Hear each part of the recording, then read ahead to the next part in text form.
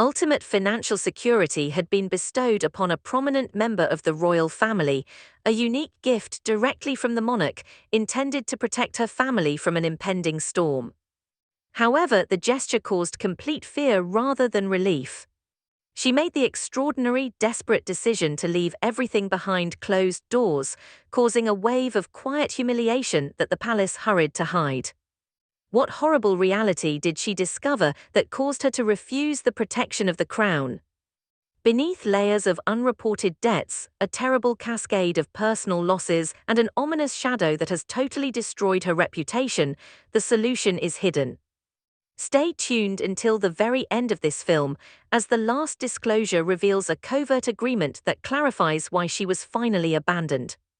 But first, I'd like to take 20 seconds to let you know that now is a terrific moment to subscribe to the channel and that it means a lot to us if you like this video.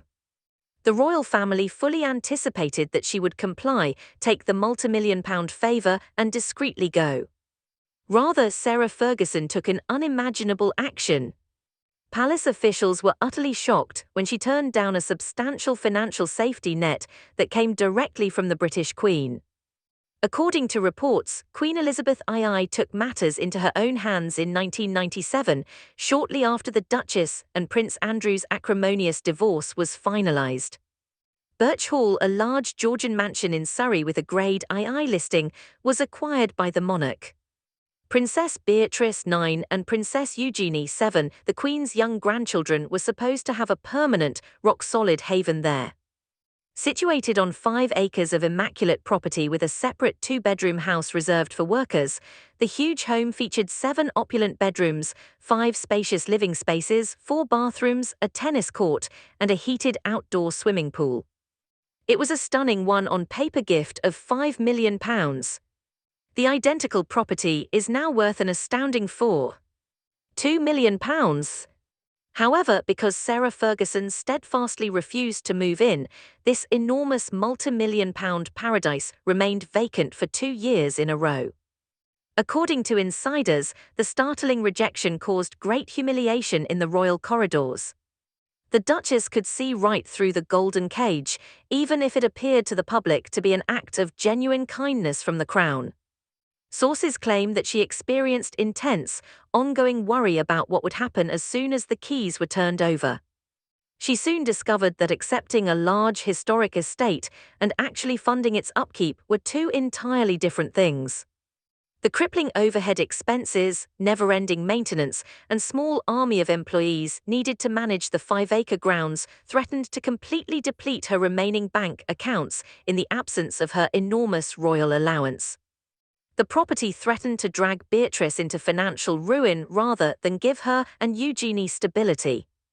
In the end, she decided to return the house, necessitating a discreet sale in 1999 with the funds placed in a trust fund for her kids.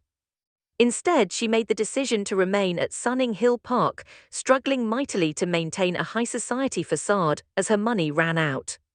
However, escaping Birch Hall's financial trap had little effect on the approaching storm. In actuality, declining the monarch's enormous gift in public was just the beginning of her downfall. The Duchess believed she could handle the mounting strain of her solitary lifestyle, but a tragic, fast-paced series of personal disasters came all at once, threatening to entirely crush her spirit. Although returning a multi-million-pound property was a huge risk, Sarah Ferguson was unprepared for the complete destruction that would soon befall her inner group. In just a few months, a slew of terrible, fast-moving disasters destroyed her whole network of support. The former Duchess is said to have gone into a terrible personal spiral that she concealed from the world for years due to the overwhelming weight of this grief. The nightmare started in August 1997 when Princess Diana, a dear friend and former sister-in-law, died in a tragic vehicle accident in Paris. While shock paralyzed the world, Sarah's loss was very personal. Together, they had survived the extreme, oppressive strain of the royal family. However, a year later, a second devastating blow struck before she could even come to terms with Diana's passing. Her mother, Susan Barrantes, died in a head-on collision while driving in Argentina in September of 1998. Sarah was completely devastated by the crash's abrupt, brutal nature and lost the one person who genuinely knew her past. However, the brutal series of defeats wasn't over. Carolyn Cottrell, Sarah's closest confidant and the person who had first introduced her to Prince Andrew years earlier, died in 1999 following a protracted fight with skin cancer. The three most significant ladies in her life passed away in less than 3 years. According to reports, this constant barrage of suffering served as a severe wake-up call that fundamentally changed her perspective on life. With her emotional base shattered and her regal title gone, she had to make the difficult decision to either give in to the darkness or start over. She reportedly struggled with serious eating problems in secret at this time, turning to food as a way to deal with the excruciating pain. She took a risky move across the Atlantic to become a public advocate for Weight Watchers in the United States and devote herself to humanitarian work in areas like Sierra Leone because she needed to get away from the relentless British press and restore her finances. She was using every effort to recover her story and ensure Beatrice and Eugenie would have a future. She appeared to be making the ultimate comeback for a time. However, a sinister shadow from Sarah's past was ready to reappear just as she was starting to settle into this new independent existence. One that would put any advancements she had made in jeopardy. The public thought that in the summer of 1992, amid the intense heat of St. Tropez, Sarah Ferguson's marriage broke down. However, a carefully concealed foreign romance that the royal family was urgently trying to hide had caused the Crown's patience to break months earlier. According to reports, the Duchess met Steve Wyatt, a very wealthy Texan oil heir, at a Houston Opera Festival in 1989 while she was heavily pregnant with Princess Eugenie. While Prince Andrew was deployed far away on naval operations, what started off as an elite acquaintance quickly developed into a passionate multi-year affair. She was so enamored that she disregarded the urgent advice of her closest advisors, who pleaded with her to sever ties before the palace learned. Sarah daringly brought her American lover right into the center of the monarchy rather than concealing their relationship.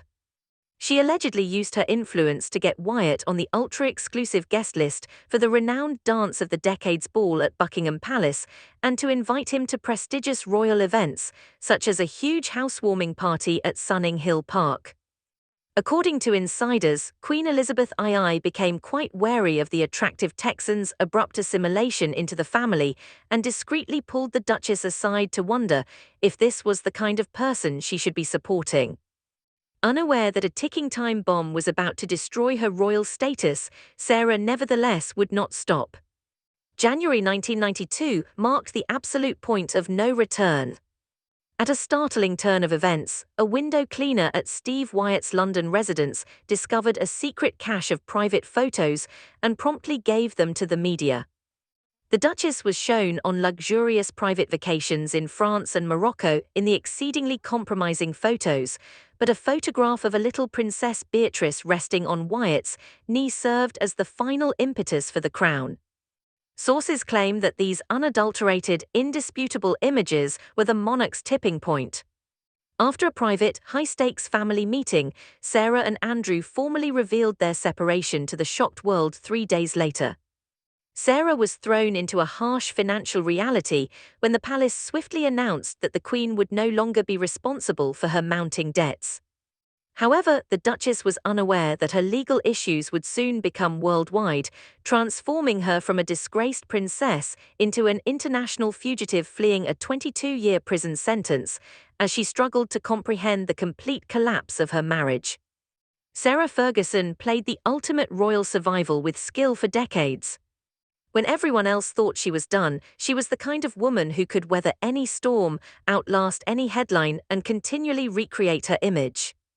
However, the series of events that started in 1993 with the rejected mansion didn't simply disappear into the past. In order to maintain her high society facade, it created a very risky pattern of depending on outside wealth, taking careless international risks, and forming covert relationships. The cost of that lifestyle decision is now finally due. According to reports, controlling her public image is no longer part of the palace's current plan. It has to do with complete containment. With her charities shut down, her titles formally revoked, and her daughters facing an unprecedented exclusion from the inner circle, Sarah finds herself in a precarious legal and financial situation. According to insiders, her team and the Crown are engaged in the ultimate high-stakes poker match, while she rests in her peaceful exile in Europe. She may currently be seeking a sizable lifetime royal stipend from King Charles III, according to royal biographers. The conditions of the agreement are quite straightforward. She signs a perpetual pledge of complete silence in exchange for the monarchy securing her financial future, guaranteeing that a catastrophic television interview or a shocking tell-all book will never be published. The Crown might think they can purchase their way out of this impending disaster and keep the family's deepest secrets hidden behind stronghold walls forever. However, any agreement can collapse in an instant when a woman who has spent 40 years negotiating the brink of royal survival is pushed this far.